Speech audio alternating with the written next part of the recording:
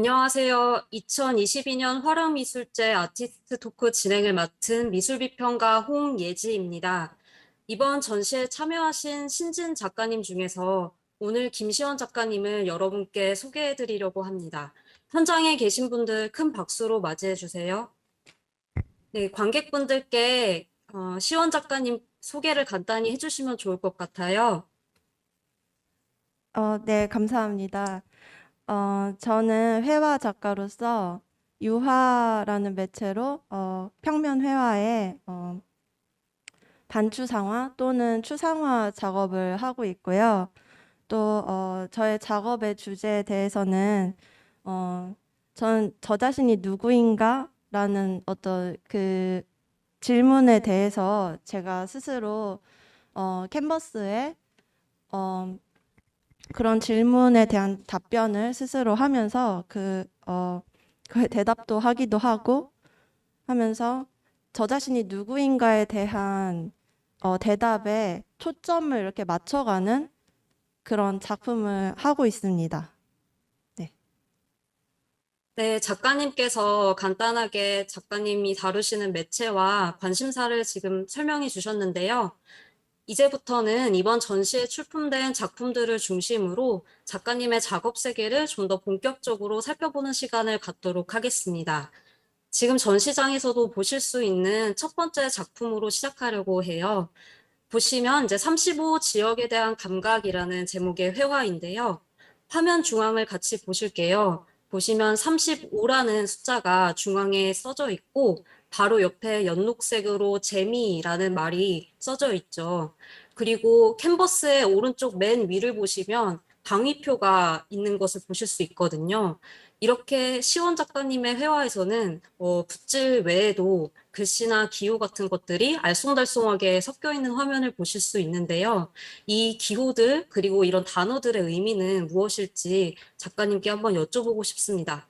또 보시면은 군데군데 거칠게 이제 붓질이 되어 있는 것을 보실 수 있는데 제가 느끼기에는 마치 어린아이가 숙제하다가 지겨워지면 크레파스로 낙서를 하는 것처럼 어떤 자유롭고 거침없는 또 어떤 표출을 또 볼 수 있는데요. 이런 그림을 그릴 때 시원 작가님은 어떤 심정에서 이런 작업을 구상하시게 됐는지 한번 그 이야기를 들려주시면 좋겠습니다.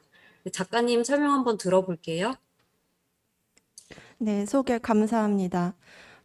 우선 제가 2014년도에 한국에 이제 들어왔는데 그 전까지는 영국에서 런던에서 5년 동안 유학을 했고요.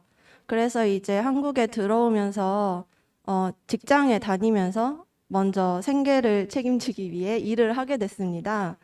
근데 이제 제가 맨 처음에 일을 했던 거는 미술 학원에서 강사로 일을 했던 경험이 있었는데요. 어, 제가 이제 뭔가 신경을 쓰는 부분이나 뭐 학생에 대해서 신경을 쓰는 부분 아니면 뭐, 아니면 더 세세하게는 어떤 입시에 대한 부분 그런 것을 제가 신경 쓰는 부분에 대해서 아무리 제가 뭔가 노력을 해도 뭔가 상사와의 관계나 아니면은 어떤 저와 더 위에 계신 분들과의 이게 굉장히 제가 어떤 말을 해도 이게 제가 말하는 의미로 받아들여지지가 않는다는 이 뭔가 묘한 느낌을 계속해서 받았는데요. 그래서 굉장히 커뮤니케이션이 안 된다. 뭔가 제가 생각하는 것이 제대로 받아들여지지 않는다. 이런 경험이 너무 이게 축적이 됐던 것 같아요. 그래서 이게 이제 좀 번아웃이 오면서 어느 시점에 가서는 뭐랄까요. 제 목소리가 어딘가에 닿지 않는다는 느낌이고, 그래서 나라는 사람의 존재가 어, 이게 제대로 전달이 되지 않는다는 느낌, 표현이 되지 않는다는 느낌이 들었어요. 그래서 이제 이 작품을 지금 보고 계시는 이 작품을 할 때에는 제가 그 작품 중앙에 지금 이 슬라이드에 나와 있진 않은데 네, 네, 이 작품 중앙에 보면은 숫자로 35가 써져 있어요. 이 35라는 숫자에 대해서 먼저 말씀을 드리면 이 35라는 숫자를 이렇게 35 라고 이렇게 휘갈겼으면 한국 지도가 되거든요. 한국 지도가 이렇게 돼요. 이렇게 대략적으로. 그래서 뭔가 제가 느끼는 한국에 대한 것을 좀 그런 감정이나 감상 이런 것이 이 작품 안에 좀 축약이 돼 있는다고 보시면 되고요. 그리고 또 슬라이드 좀 넘겨주시겠어요? 네, 그래서 이제 오른쪽 상단에 있는 저 방위표라던가, 그러니까 저 자신의 위치가 지금 현재 어디인지 갑자기 길을 잃은 기분이고, 나는 유학을 하고 뭔가 나름 많이 배웠다고 생각하고서 뭔가 이거를 어떻게 전달해주고 펼치고 싶은데 저의 이게 닿지 않는다는 그 느낌, 나의 위치가 도대체 뭔가 그거를 규정을 할 수도 없고 다른 사람이 그걸 규정해주지도 않아서 저 자신이 누군지 모르겠네. 그런 혼란스러운 가운데 저 자신의 위치를 좀 스스로 그림을 그리면서 한 거죠. 그리고 또 이제 잠시만요. 네, 저 뭐지? 제가 저 작품을 하던 당시에 작업실이 인사동에 있었는데요. 네, 제가 인사동 위쪽에 창덕궁이 있는데 그쪽 지역에 살고 있었어요. 근데 이제 그 지역이 굉장히 좀 전통적인 지역이기도 하고 또 인사동에는 또 그 식당에 가보면 옛날 그림들이 많이 걸려 있거든요. 그 그림들을 보면서 저런 좀 80년대 당시에 어떤 그 회화의 감성이나 그러니까 그 식당에 걸려져 있는 유화 작품들을 보면서 그런 뭔가 올드한 감성이나 그리고 또 그 인사동에 있었던 당시의 저의 느낌 그리고 또 제가 느낀 뭔가 지친 느낌, 그 일을 하면서 지친 느낌 이런 것들 좀 제가 느낀 한국에서 어떤 느낌을 이 작품에서 표현을 한 것 같습니다. 그래서 내가 추구하는 어떤 그런 재미가 뭐지? 이런 생각을 많이 하면서 했던 작업인 것 같습니다. 네. 네, 지금 시원 작가님께서 이제 이야기를 들려주신 것처럼 이 회화를 보면 군데군데 누렇게 칠해진 것들은 마치 어떤 일상에 지쳐서 누렇게 뜬 피부처럼 보이기도 하고요. 그 와중에도 고개를 내밀듯이 지금 재미라는 글자가 튀어나오고 있는데 이런 것들을 보면서 나를 제약하는 어떤 한정된 환경 안에서도 어떻게 의미를 잃지 않고 살아갈 수 있을 것인가? 나의 위치를 짚어보면서 어떻게 나의 길을 갈 수 있을 것인가 하는 어떤 고민의 상황이 녹아있는 것을 보실 수 있어요. 근데 이제 이렇게 보시면은 붓을 들어가지고 붓질을 하면서 그림뿐만 아니라 기호나 텍스트들을 적극적으로 쓰고 계시다는 걸 알 수 있는데 시원 작가님께 또 하나 더 질문드리고 싶은 것은 작가님께 손으로 글씨를 새겨 넣는 행위의 의미가 어떨지 또 그게 자유와 어떻게 연결될 수 있는지 그런 감각에 대한 질문을 추가적으로 조금 더 드리고 싶습니다. 네. 네, 글씨나 어떤 글씨를 휘갈겨서 쓰는, 그러니까 저의 작품에서 지금 화면에 보시는 것처럼, 이 어떤 그 글씨를 쓰는 서체라고 할까요? 서체가 되게 좀 둔탁한 편이거든요. 좀 거칠고. 그래서 그거에 대해서 아무래도, 질문을 받을 때가 있어요. 그래서 그거에 대해 설명을 해보자면, 제가 글을 많이 쓰는 편인데요. 종이에 글을 많이 쓰는 편이고 또 개인적으로 어, 문구류를 좋아하거든요.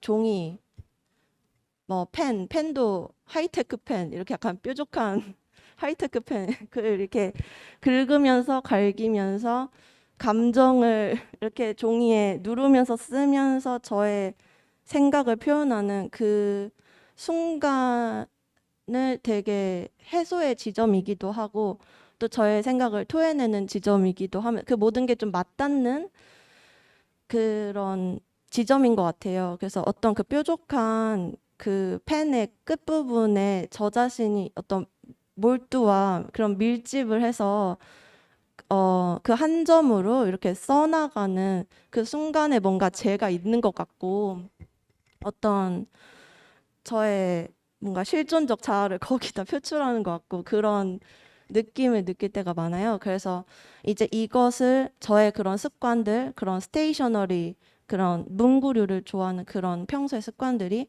작업실로 옮겨져 왔을 때 작업실에서 캔버스를 대하는 저 자신이 이제 또 그거 붓으로 이제 매체를 달리해서 물론 붓도 여러 가지가 있죠. 붓도 뭐 좀 더 부드러운 붓도 있고 좀 더 그 촉이 긴 붓도 있고 이렇게 사선으로 이렇게 된 붓도 있습니다. 그래서 이거를 옆으로 갈기면은 뭐 이렇게 그 좀 흩어진 느낌 그런 것도 있고 좀 다양하잖아요. 붓이라는 게. 근데 저는 좀 그림을 그릴 때 딱딱하고 좀 뻣뻣한 붓을 많이 사용을 합니다. 그래서 뻣뻣한 붓을 사용을 해서 그런 제가 그런 펜으로 쓰는 그런 감각을 붓으로 좀 이렇게 한 점에 모으듯이 그런 그 당시에 저의 감성을 표현하는 것 같습니다.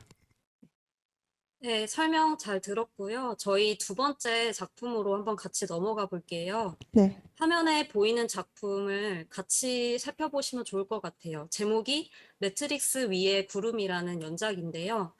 연한 바탕에 가로 세로로 줄이 그어져 있는 것을 보실 수 있고 그렇게 교차되어 있는 줄 위로 과감하게 흐트러뜨리면서 가로지르는 무언가 형체가 보입니다.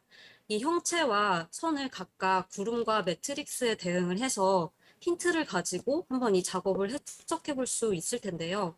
일단 작가님 설명 듣기 전에 제가 한번 추측해 보기로는 매트릭스나 어떤 좌표 평면의 이미지, 틀이 잡혀 있는 그리드는 아까와 같이 뭔가 부자유스럽고 규격화되어 있는 일상을 나타내는 것은 아닐까? 그럼 그것을 가로지르는 이 정체불명의 형체는 무엇일까?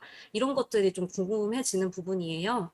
그렇다면은 이런 이제 매트릭스 위에 구름이라는 연작을 가지고 시원 작가님은 어떤 이제 욕구나 고민들을 담아내셨는지 한번 설명을 들어보고 싶습니다. 네. 네. 우선 제가 아까 그런 예시를 든 것 중에 제가 한국에 와서 직장 생활에서의 경험을 말씀드렸지만 뭐 직장 생활뿐만 아니라 위계 질서라든지 어떤 가정 안에서의 어떤 그런 관계라든지 이런 것 안에서 어떻게 보면 사실 편하게 살 수 있는 방법이라는 거는 그냥 이때는 이렇게 행동하고 이때는 저렇게 행동하고 그렇게 어떤 사실은 이성적으로 생각하면 계산적으로 이땐 이렇게 하면 돼, 저땐 이렇게 행동하면 돼라는 그런 사회가 허용한 범위 안에서 요땐 이렇게 살 수 있는 모습을 좀 많이 느꼈던 것 같아요. 그러면은 제 입장에서는 어 그러면은 내가 자유할 수 있는 자유할 수 있는 그런 범위를 찾아내서 그 안에서만 뭔가 어, 잘 들리나요? 죄송한데. 네, 잘 들려요. 네. 네. 어떤 제가 받아들여지는 범위 안에서만 그게 어떤 관계가 됐던 그 안에서 자유를 누리면 되는 거 아닌가? 이런 생각을 잠시 했다가 그 다음에 제가 생각을 했던 거, 그게 아니다. 뭔가 이런 것들을 전부 다 넘어서서 내가 나 자신을 바라보고 싶다는 생각을 많이 했어요. 그래서 이제 이 작품으로 돌아가서 이 작품에서 나와 있는 거는 이제 매트릭스라고 이제 제목에 써져 있는데요. 사실 세상은 뭐 당연히 완벽하진 않지만 어느 정도 예상 범위 내에서 그렇게 살 수 있다고 생각을 해서 어떤 그런 거를 표현해 봤고요. 그 다음에 이제 그 구름이라는 것에 대해서는 구름이라는 게 되게 좀 모호하고 추상적이잖아요. 그 추상적이고 좀 떠 있잖아요. 이렇게 허공에 떠 있잖아요. 이제 매트리스 위에 그 구름을 띄우고 싶었던 이유는 아까 전에 제가 말씀드린 것처럼 어떤 그런 규격화되고 위계가 있고 다 우리가 알고 있는 그런 거 위에 내가 찾을 수 있는 자유나 그리고 또 내가 가능한 한 저의 신체로 할 수 있는 어떤 감각의 증폭의 상태를 최대치로 높이고 싶었거든요. 그래서 이제 그리드나 이런 거 좀 진부하고 뭔가 지루하고 정해져 있고 그런 거라면 저는 이제 작품으로서 표현을 하고 싶었던 거는 좀 더 저의 감각의 최대치로 올릴 수 있는 그런 것을 표현을 하고 싶었습니다. 그래서 이렇게 작품을 표현하게 됐습니다. 네, 작가님 설명해 주신 거 듣다 보니까 그 구름이 정말 떠다니는 모습을 상상을 해보면 땅 위에 인간들이 인위적으로 지어놓은 어떤 경계들, 국경이라던가 각종 너와 나를 가르는 그런 이제 틀에 박힌 것들을 초월해서 시속 수십 킬로미터로 이동하는 그 모습이 떠오르게 돼요. 그런 것처럼 이제 나의 욕구, 나의 감각에 기반해서 최대치로 어떤 자유를 실현하고자 하는 갈망이 이전부터 또 있었던 것 같거든요. 그래서 같이 다음 화면을 보실게요. 제목을 보면 욕구 누르기라는 제목의 네, 그림인데 그 거칠게 또 역시 스트로크가 되어 있는 가운데 보시면은 맨 아래 부분을 보시면 가로로 아주 뻑뻑하게 누르듯이 밀도 있게 화면이 칠해져 있는 것을 보실 수 있고 그 틈 사이사이에서 선들로 또 용소숨 치듯이 붓질이 되어 있는 것을 보실 수가 있어요. 그래서 저는 이런 화면을 보면 작가님이 이제 사회에서 느꼈던 어떤 제약과 제약 속에서도 불구하고 최대치로 끌어올리면서 나의 어떤 자유로운 감각을 펼치고자 하는 욕구가 충돌하고 있는 그런 긴장 상태를 이 화면에서 느끼게 되는데요. 이 부분에 대해서도 혹시 간략하게 또 설명을 해주시면 좋을 것 같은데 가능할까요? 네.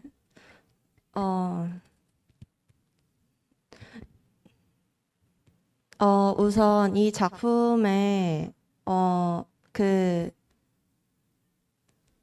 비평가님이 말씀하신 그런 하얀 색으로 이제 덮은 거친 스트로크를 보실 수 있는데 이 하얀색이라는 것의 의미를 제가 생각을 해봤어요. 이제 그 캔버스 위에 하얀색이라는 것 자체는 이제 그 캔버스라는 나무 틀 위에 천을 싸서 이제 캔버스를 제작을 하는데요. 이 캔버스를 제작하는 당시에 이제 나무에 천을 싸고 그 다음에 이제 악교를 붙여요. 악교나 뭐 다른 분들 뭐 실러를 칠하시기도 하고 그 다음에 이제 악교를 사용해서 이제 천을 그 구멍을 다 메운 다음에 그 다음에 뭐 젯소칠을 하고 그 다음에 저 같은 경우는 오일 프라이머를 바르거든요. 근데 이제 그 프라이머라는 그, 그 물질 자체가 되게 그 캔버스 위로 스며서 되게 스무드하게 만들어주는 역할을 해요. 그래서 이제 가장 기본이 되는 캔버스의 가장 근본이 되는 근간이 되는 그 물질이거든요. 프라이머라는 것 자체가. 그러니까 그림을 시작하기 전에. 그래서 그 프라이머가 이제 하얀색이고 이제 그 하얀 캔버스를 대하는 작가의 입장에서 이 캔버스에서 하얀색이라는 거는 새로운 페이지를 의미를 하잖아요. 그래서 이제 이 작품 같은 경우에는 하얀색이 굉장히 이제 위에 덕지덕지 칠해져 있기도 하고 또 안 칠해져 있는 듯 하기도 하고 이런 게 어떤 저렇게 다 거칠게 붓질을 한 위에 새로운 페이지를 시작하고 싶은 저의 마음이 좀 들어가 있어요. 나는 새롭게 완전 하얀 그냥 프라이머 상태의 페이지로 이 그림을 다시 시작하고 싶다. 그렇지만 이제 여기에 두 가지 지점인데 첫 번째는 그러면은 그 과거의 것들을 너는 다 거부할 것이냐라는 것을 스스로한테 좀 그러면 지금까지 해온 것에 대한 거절이냐라는 좀 부정적인 그런 감정도 솔직히 들고 두 번째는 새로운 페이지니까 되게 새롭게 시작할 거야라는 그런 생경함이나 새로움에 대한 어떤 그런 것이 두 가지가 이렇게 있다고 보는데요. 그런데 어찌됐건 저 당시가 이제 2019년인데 2018년인가? 네. 한 3, 4년 전쯤인데요. 그때 당시에 제가 그 세 페이지로 들어가기에는 너무 그 격차가 큰 상태였던 것 같아요. 그러니까 사람이 이상이나 나는 저 상태로 가고 싶어라는 어떤 이상이 있을 때 내가 그런 자원이 많지 않다면은, 그러니까 제가 가진 자원이 그 이상으로 바로 진입을 하기에는 자원이 없다면은 그거를 상상으로 하니까 그 상상이라는 그 이상의 상태가 되게 저 자신에게 부자연스러운 것일 수밖에 없거든요. 그래서 제가 생각하는 그 이상의 상태가 그 당시에 저한테는 너무 격차가 커서 단숨에 올라갈 수 없으니까 상상으로만 저게 좋을 거야. 뭐 마치 명품 가방을 보면 저걸 가지면 내가 그럴 거야. 약간 이런 것처럼 알맞지 않는 그런 상태여서 저 하얀색에 대한 그런 표현이 있는 것 같습니다. 네, 시원 작가님께서 이제 색깔에 대한 의미와 새롭게 바탕을 칠하고 나를 규정해 나가고자 하는 욕구의 관계를 또 설명을 해주셨는데요. 본격적으로 이번 전시에도 출품된 하이라이트 작품이라고 할 수 있는 신체의 아웃라인과 그것을 넘어선 소녀 이야기로 같이 연결해 보면 좋을 것 같아요. 말씀하신 것처럼 과거의 나라는 맥락이 분명히 존재하는 가운데 그럼에도 불구하고 어떤 단절을 감행하고 내가 가지고 있는 자원을 가지고 다시 출발하고자 하는 욕구가 있을 것 같아요. 이렇게 과거의 나에서 새로운 나로 규정해 나가는 과정을 이 작업과 연결해서 볼 수 있을 것 같은데, 보시면은 화면에 굵은 윤곽선으로 몸이 그려져 있죠. 그리고 신체 부위에 따라서 1번부터 5번, 그리고 6번은 바깥에 번호가 매겨져 있고, 그 옆에는 작은 인물이 보이시나요? 얼굴이 있는 작은 사람 형상이 보이는데, 이 일련의 순서의 흐름을 따라가다 보면은 작가님께서 어떻게 나라는 존재를 탐구해 갔는지를 좀 읽어볼 수 있지 않을까 추측하게 됩니다. 작가님께서는 이제 이 그림을 그리시면서 어떤 내면의 변화를 겪으셨는지 어떤 디테일한 컷들과 함께 설명해 주시면 좋을 것 같아요. 예, 설명 부탁드립니다. 네, 제가 저의 작가로서의 관심사가 무엇인지 맨 처음에 소개를 드릴 때 저 자신이 누구인지 저의 초점을 맞춰가는 과정을 작품에 담는다고 이제 설명을 드렸는데요. 어, 지금 보시는 저 신체의 아웃라인과 그것을 넘어선 소녀 저 작품 같은 경우는 어, 이제 제가 저 자신의 신체에 대한 어떤 그 아웃라인을 스스로 그려가는 과정을 정말 그대로 숫자를 쓰면서 이제 작품을 한 거고요. 그래서 이제 저 1번이 약간 저 허벅지 쪽이죠. 제가 저쪽에 붓을 먼저 댔던 거죠. 네, 그래서 저렇게 붓을 대가면서 물론 검은색을 한 번에 다 그려서 1, 2, 3 이렇게 다 하진 않았고요. 하다가 다른데 좀 더 처리하다가 뭐 하다가 그다음에 2번 그다음에 뭐 이런 식으로 했던 것 같아요.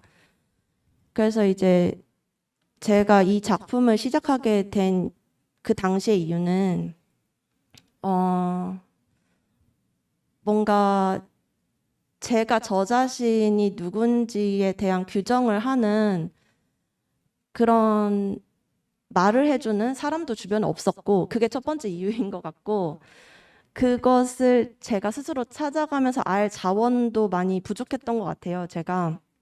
그래서 이제 허공에 떠 있다고 그렇게 느꼈는데 그러면 나는 내가 이상하는 나를 찾을 거야. 그게 뭐였지? 이렇게 생각을 하지만 결국에는 규정이 없이는 새로운 단계로 넘어갈 수 없더라고요.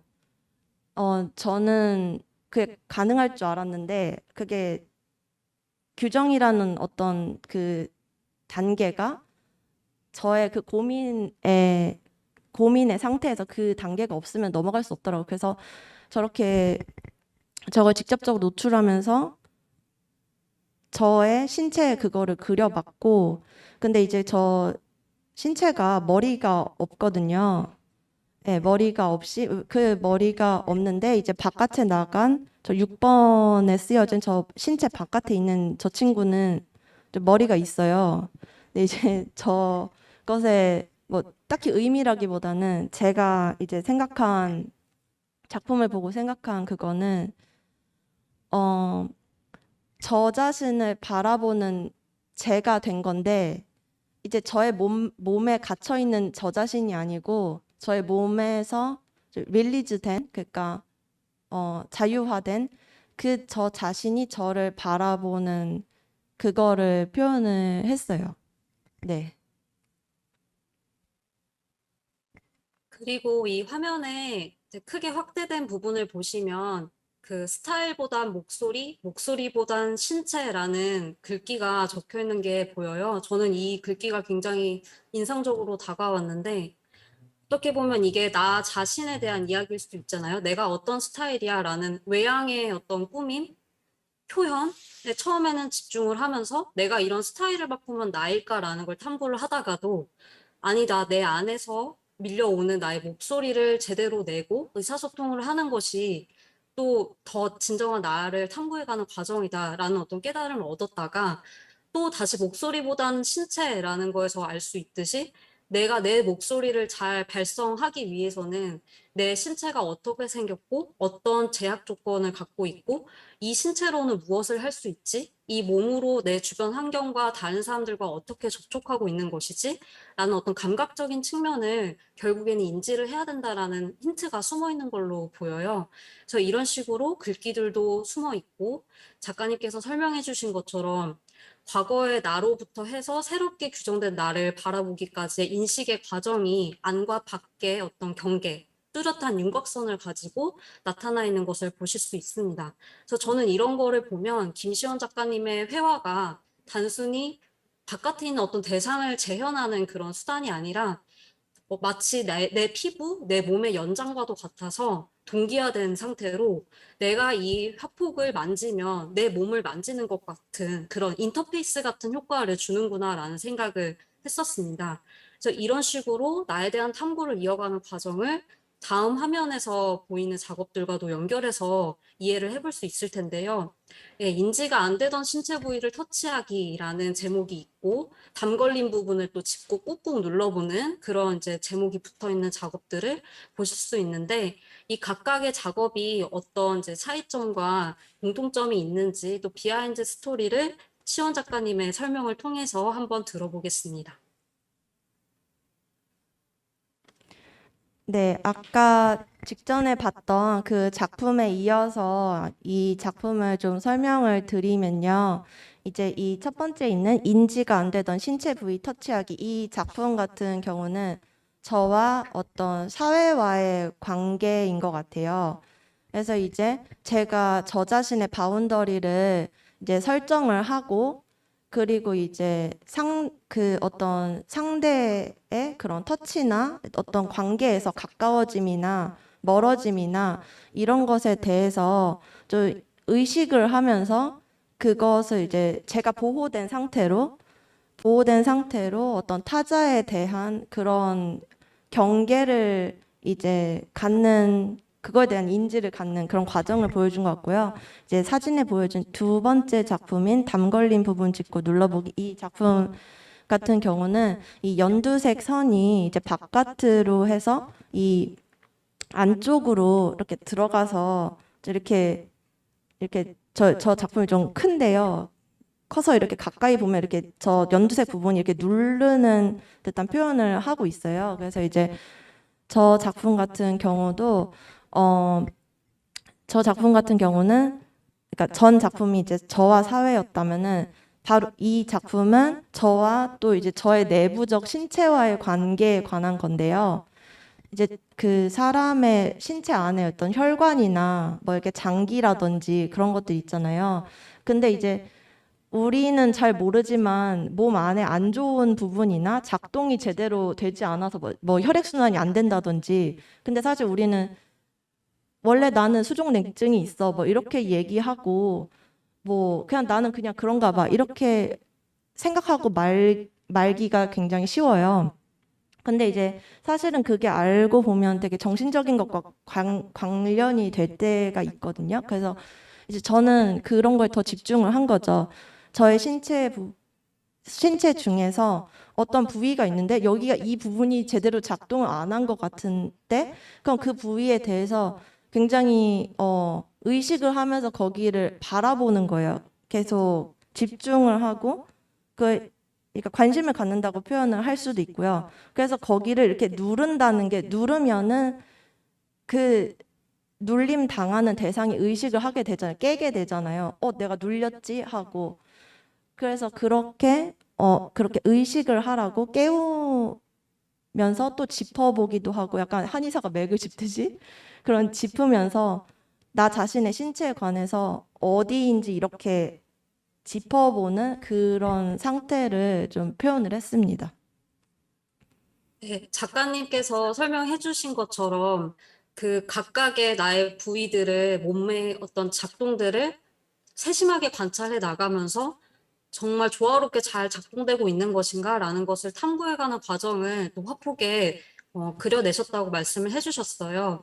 저는 또 이런 설명을 들으면서 흥미로웠던 점이 아까 제가 말씀드렸던 것처럼 일종의 회화가 김시원 작가님한테는 피부 또는 인터페이스 같은 느낌을 줘서 터치를 하는 순간 어떤 자극이 가고 그 자극을 내가 곰곰이 생각해 보게 하는 그런 매체가 된다라는 말씀을 드렸었는데 이런 것들을 보면 저희가 전체적인 인격을 가지고 있고 어떤 전인적인 몸, 신체를 갖고 있음에도 불구하고 각각의 손, 발, 머리가 다 따로 노는 경향이 있는 것 같은데 이렇게 부조화된 것들을 하나하나 다시 조율해가는 과정을 또 이런 붓질로 나타내신 게 아닐까?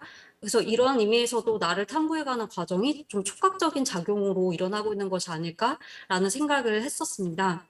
이런 걸 보면은 작가님께 회화라는 매체가 어떤 의미를 갖는지 또 작가님이 생각하기에 다른 이제 매체가 아닌 회화여야 하는 어떤 특별한 매력 같은 것이 있는지 이런 부분을 또 여쭤보고 싶어요.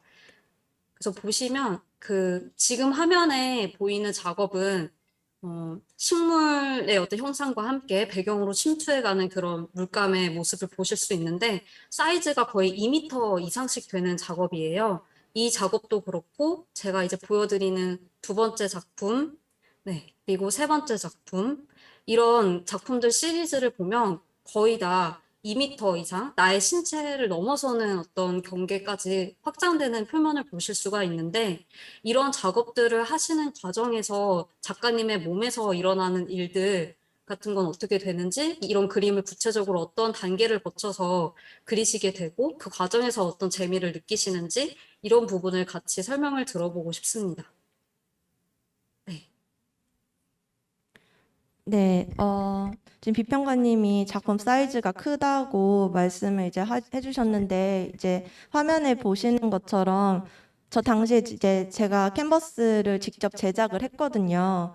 그래서 이제 저 사다리가 2.7m짜리인데, 좀 저렇게까지 해서 왜 제가 저렇게 큰 작업을 했나에 대한 이제 설명을 드리자면, 제가 아까 그 매트릭스 위에 구름이라는 작업을 설명을 했을 때 매트릭스가 있다면 이제 그 위에 어떤 그것을 초월한 어떤 그런 감각에 대한 가장 증폭할 수 있는 그런 거를 이제 추구를 했다고 설명을 드렸는데 마찬가지로 이제 큰 작품에서도 좀 비슷한 맥락인 것 같아요. 제가 신체를 좀 이렇게 자유롭게 움직이면서 할 수 있는 이렇게 제가 키가 160 정도 되는데 이 키가 160이라는 거는 이제 팔이라는 게 어디까지 뻗을 수 있는지가 이렇게 정해져 있잖아요. 근데 이제 150 저 캔버스 같은 경우 2m 50짜리인데 160cm의 키인 저한테 250의 그 사이즈는 정말 이렇게 닿을 수 있는 끝의 끝이에요. 그래서 거의 뭐 캔버스 안에서 이제 몸으로 거의 아크로바틱스 하듯이 되게 스트레치를 하면서 했는데 그런 이제 활동을 통해서 그게 에너지로서 작품의 투사가 되길 바랬어요. 저는 그래서 이제 그런 즉흥성이나 왜냐면 제가 획을 그는 스피드가 되게 빠르거든요. 이제 저 작품 같은 그 슬라이드 좀 돌려주시겠어요? 네네.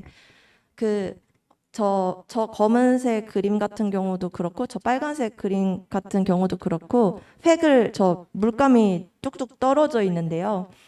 저 그 획을 그리는 그 스피드가 굉장히 빨라요. 그래서 단숨에, 그러니까 신체적으로 이렇게 모아서 이렇게 단숨에 하다 보니까 좀 그런 제스처가 표현이 되면서 좀, 그리고 또 물감도 이렇게 팥에다가 해가지고 이렇게 꾸덕꾸덕 해가지고 했거든요. 그래서 그런 어떤 신체로 할 수 있는 어떤 그런 즉흥성을 표현을 했던 것 같아요.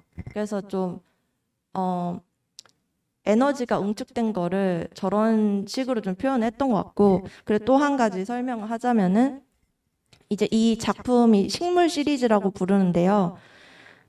지금 화면에 보시는 이 작품의 밑에 보면은 저 노란색 직사각형이 있습니다. 저 노란색 직사각형이 이 식물의 화분의 분이에요. 그래서 이제 왜 식물을 받쳐주는 흙의 부분인데요. 이 식물이 되게 공격적으로 이렇게 자라나고 있는데 사실 이 분이 되게 미약하거든요. 그래서 이제 이런 미약한 어떤 나를 바치는 그런 그 뿌리를 바치기에 이 식물을 받쳐주기에 좀 미약한 그런 집안에 대해서 좀 설명하고 싶었고요. 다음 작품 좀 돌려주시겠어요? 이것도 마찬가지로 오른쪽 하단에 이제 직사각형을 제가 먼저 그리고서 했었고, 그 다음 작품 좀 돌려주세요. 네, 이것도 마찬가지로 이렇게 직사각형이 오른쪽에 있어요. 이건 왜 그러냐면은 이제 제가 캔버스를 직접 이렇게 제작을 하면서 이 하얀색 이 2m 50짜리 아니면 3m짜리 캔버스를 이제 바라보면서 제가 저 자신을 어디에 표현해야 될지 이제 고민을 많이 하다가 직사각형으로 먼저 저렇게 칠하고서 제 땅이라고 생각하고서 칠하고서 그 다음에 생각을 했던 것 같아요. 그러니까 무슨 말이냐면 저 하얀 커다란 캔버스 위에 저 직사각형으로 한 구석에 먼저 한 다음에 그 다음에 뭐 할지를 생각을 했던 것 같아요. 그래서 이제 이거 그린 다음에 그거에 대한 반응으로서 그 다음 행동을 뭘 취할지 그런 식으로 전개를 해나갔던 작품인 것 같습니다. 네, 설명해 주신 것처럼 흰 바탕에 그대로 바로 즉흥적으로 붓질이 들어가는 것이 아니라 어떻게 보면 초기 조건이라고 할 수 있는 최소한의 규정만 가지고 그 위에 자유롭게 운필의 터치를 보여주신 것을 알 수 있었어요. 이렇게 즉흥성과 신체성이 강조된 작업들을 보면 또 그 자체로 이게 몸을 부딪혀서 살아가는 과정과 유사하다라는 생각도 들거든요. 이 작업들이 실제로 어떻게 설치되어 있었는지 한번 보시면 네, 이 벽면 한쪽을 거의 가득 메울 정도의 사이즈거든요. 굉장한 이제 에너지가 분출되어 있고 작품을 보는 관객들도 이런 어떤 에너지의 장을 느끼실 수 있을 것 같은데 이런 작업들을 처음부터 해나가셨던 것은 아니고 제가 알기로는 다른 매체도 처음에는 탐구를 하셨다고 해요. 그러면 어떤 식으로 물음을 던지면서 회화의 매력을 찾아가게 되셨는지 그 또 여정을 한번 들어보고 싶거든요. 그래서 이 작품과 같이 연결된 작가님의 여정 얘기를 좀 같이 들어보고 싶습니다. 네, 저 인스톨레이션 작업은 이제 제가, 학교를 다닐 때 제가 원래는 그러니까 미디어과에 있었어요. 3년 동안. 그래서 저는 회화 베이스라기보다는 원래 미디어와 설치, 그리고 퍼포먼스 베이스의 어떤 작품을 하는 사람이었어요. 3년 동안. 그래서 이제 그런 작품을 하면서 이제 페인팅으로 제가 이동을 했을 때, 그러니까 과를 바꿨을 때, 저 작품이 이제 나왔는데요. 저 작품을 보시면 이제 면이 세 면으로 나눠져 있는데요. 바닥면과 그리고 옆에 면, 그 옆에 면에서 3면으로 돼 있어서 이렇게 3차원의 상태고, 그리고 이제 밑에 보시면은 저 창문이 있는데요. 창문이 바로 제가 그러니까 미디어라는 것이 어떤 그런 화면이라든지 어떤 새로운 새로운 어떤 매체적 실험을 하는 과잖아요. 그래서 이제 그것을 은유하는 것으로 창문을 이렇게 해놨고 옆에 이제 서랍장이 있는데 그건 이제 제가 스컵처과에도 잠시 3개월 동안 있었기 때문에 전과를 해서 그래서 뭐 교수님이 받아주셔서 한 거지만 그래서 그런 네, 그 서랍장으로 그런 그 스컵처과에 그걸 상징을 했고 그 위에 있는 게 이제 캔버스인데요. 저게 실제로 어 캔버스를 짜는 그 나무 틀인데 그 나무 틀에 그 끝에다가 제가 그 다리를 박아서 침대처럼 만들었고 침대처럼 만들어서 이렇게 벽에 세워 놓은 다음에 옆에 글씨로 Not to know where to hide라고 썼는데 이제 저 글씨가 저의 선택인 거죠. 저의 선택을 보여주는 건데 제가 미디어과에서 페인팅과로 이렇게 넘어가는 저의 선택을 보여주고 있고요. 또 한 가지는 저 낫에 N이 이게 거꾸로 돼 있어요. 그래서 이제 이게 왜 거꾸로 돼 있느냐? 이게 좀 저의 그 당시에 좀 그런 불분명함? 그러니까 미디어과에서 그러니까 미디어를 그 매체를 할 거면은 3년 동안 했으면 계속 하지 왜 회화로 이제 바꾸는 과정에서 내가 이것이 좀 선택이 너무 이렇게 뭐랄까요? 좀 후퇴되는 선택이 아닌가? 좀 그런 회의 의식을 가졌습니다. 그래서 이제 그런 느낌으로 이제 저 하이드를 저 침대 밑에 비치를 해서 좀 잘 안 보이게 하는 것도 그렇고 좀 그런 쑥스러움에 대한 표현을 한 것 같습니다. 처음에는 이제 나라는 것을 탐구해가는 과정에서 다른 매체들을 경유하셨는데 지금 화면에 보이시는 것처럼 그 캔버스 틀로 되어 있는 그 침대 밑으로 작가님이 숨어서 들어갔다고 표현을 해주셨잖아요.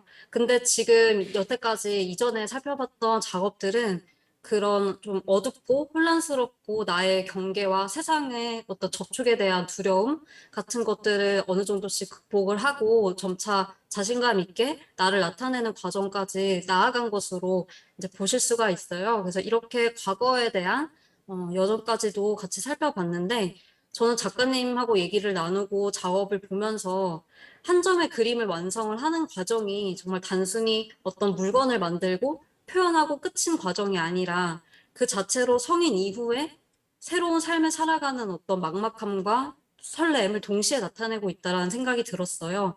저희가 어렸을 때는 이제 사람들이 규정하는 것, 부모님, 선생님이 이렇게 했으면 좋겠다라는 기대치 같은 것을 통해서 사회화를 통해 나라는 것을 형성을 하게 되는데 어느 시점에 와서 성인이 된 다음에 나를 돌아보면 어떤 게 나이고 내가 아닌지 또 내가 정말 욕구하는 게 무엇인지 분간할 수 없을 정도로 많은 것들이 엉켜 있을 때가 있는 것 같아요.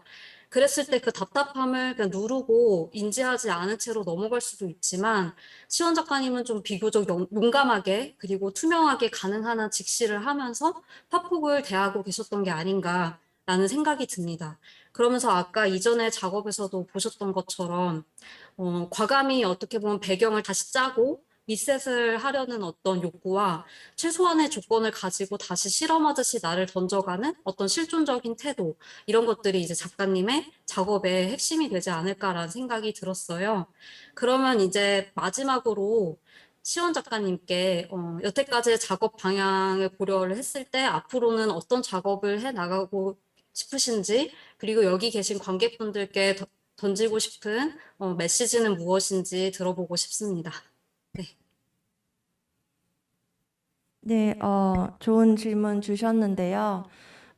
제가 지금까지 저의 신체나 어떤 그런 어, 에너지를 가지고 하는 작업을 좀 주로 했던 것 같고, 말씀해 주신 것처럼 어떤 제 피부와 와닿는 그런 작업을 위주로 했던 것 같아요. 끊임없이 뭔가 작품과 씨름을 하면서 굉장히 가까운 관계, 그러니까 재현을 하기보다는 좀 더 물질 자체와 좀 더 가까운 관계를 가지고서 작업을 지금까지 해왔던 것 같아요. 그래서 이제 저의 이제 앞으로의 계획은 이것에 대한 실험이 지금 꽤 많이 끝났다고 생각을 해서, 제가 이제 그 다음 작품을 할 것에 대한 리서치나 어떤 그런 자문을 많이 구하고 다니고 있거든요. 그래서 이게 완전히 다 이제 모이지는 않았지만, 100%까지, 그러니까 제가 이 정도면 됐다고, 그건 되지 않았지만, 한동안은 이제 그런 다음에 대한 생각을 하기 위해서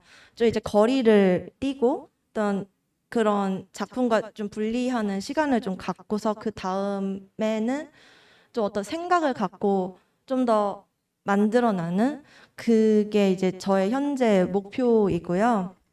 그리고 또 뭔가 작품을 하면서 제가 좀 추구하고 싶었던 거, 제가 이상했던 건, 이상하는 그런 거는 이제 작가로서 작품을 할 때 뭔가 나 자신에 대한 신뢰가 있나? 그리고 내가 나 자신에 대한 허용치가 어느 정도인가? 근데 그게 사실 만약에 제가 재현을 하는 정도로 작업을 하면은 그냥 딱 그 부분만 저의 능력 중에서 그림을 잘 그리는 그 부분을 쓰면 되지만 좀 허용을 많이 하고 싶었나 봐요. 그래서 이제 그 부분에 대해서 확신을 가졌으면 이제 좀 다음 단계로 나가려고 생각을 하고 있고 또 마찬가지로 제가 이제 제 작품을 보는 어, 관람객께도 같은 메시지를 좀 드리고 싶어요.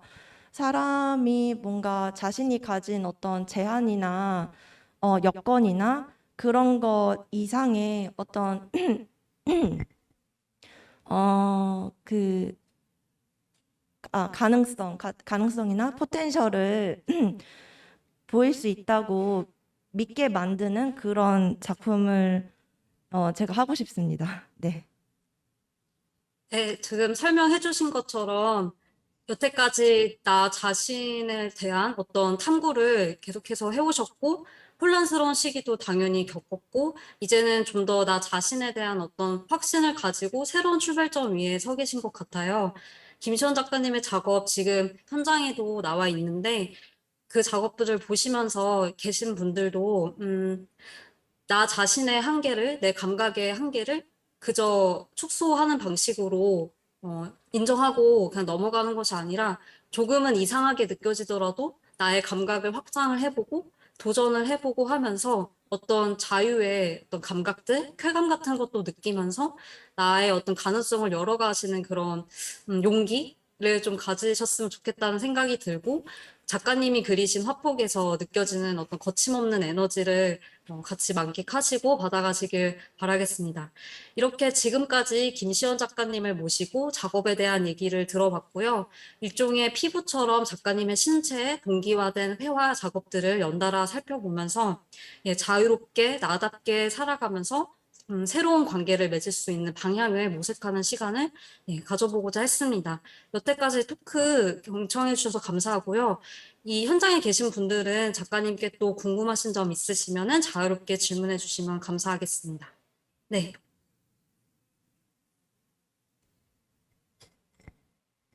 네. 지금 네. 네. 그걸 본 사람이 35가 한반도라고 있을 거라고 생각하시는지 그게 궁금했어요. 네, 다시 한번 말씀해 주세요. 그러니까 작가님께서 네네. 35가 내가 써보니까 한반도 맞아요. 그 네네. 모양 같은데 그걸 본 사람, 그러니까 설명을 안 듣고 네네. 작가님 작품을 본 사람이 그런 생각을 할 수 있을 거라고 생각했는지가 궁금했어요. 솔직히 말하면은 제가 저 작품을 했던 당시에 제 나이가 29인가 그랬거든요. 그래서 이제 한국에 대해서 그렇게 생각하는 것을 직접적으로 표현하는 게 이제 되게 부담스러웠나 봐요. 그리고 또 제가 그 인사동을 살던 시절이라고 했잖아요. 그래서 뭔가 내가 그런 말을 해도 되나? 그 어떻게 보면은 그냥 일기장에서 제가 힘들다, 뭐 회사 힘들다, 뭐 이렇게 위계 안에서 사는 거 힘들다, 이렇게 그냥 혼자 이러고 있는 것을 밖에서 이제 확 말할 수 없는데 그게 이제 작품을 할 때마저도 뭔가 일기 쓰듯이 이렇게 되게 저 입장에서 안전한 정도로 표현이 된 것 같아요. 이거를 막 한국 이렇게 쓰는 게 제가 좀 그랬던 거죠. 네. 감사합니다.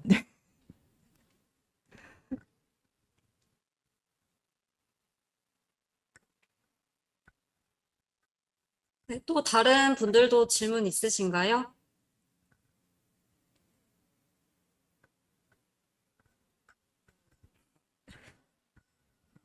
아까 전에 구름 위의 매트리스 작품에서 아, 네, 네, 네. 그 이제 네모나게 돼 있는 게 어떤 규격 같은 거였잖아요. 네, 네. 근데 그거를 왜 매트리스 위에 부여하는 구름을 표현하고 싶으셨는지 그 매트리스에 대한 뭔가 작가님의 생각을 좀 더 듣고 싶어서, 왜냐하면 제목에 매트리스라고 돼 있으니까 네. 그 매트리스가 작가님한테 어떤 의미인지 좀 궁금해서 아까 그 생각을 했거든요. 아, 매트릭스요? 아, 매트릭스. 네, 이런 질문 받을 줄 몰랐네요.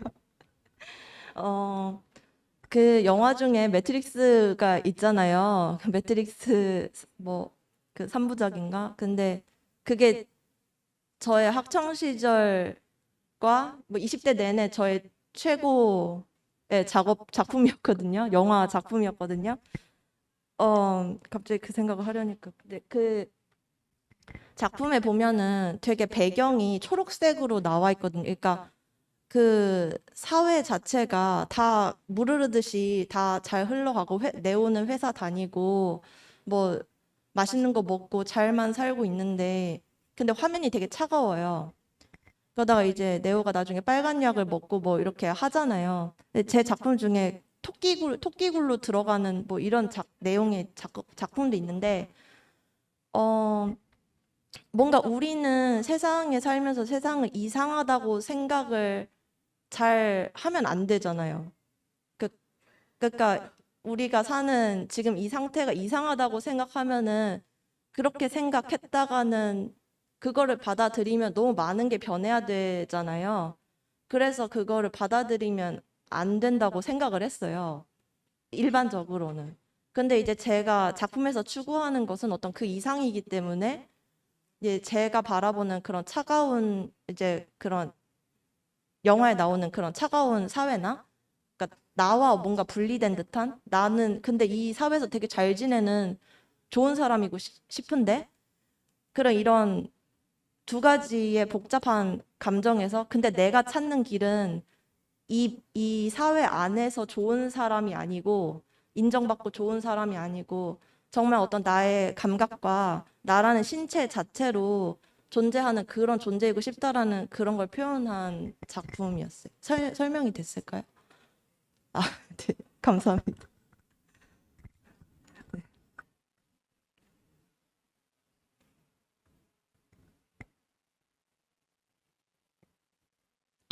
또 혹시 질문 있으실까요? 네. 없으신 것 같아요.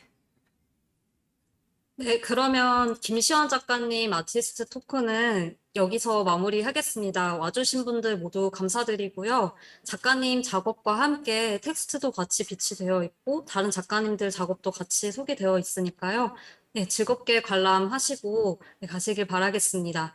여태까지 아티스트 토크 진행을 맡은 홍예지 그리고 작가님 김시원이었습니다. 감사합니다.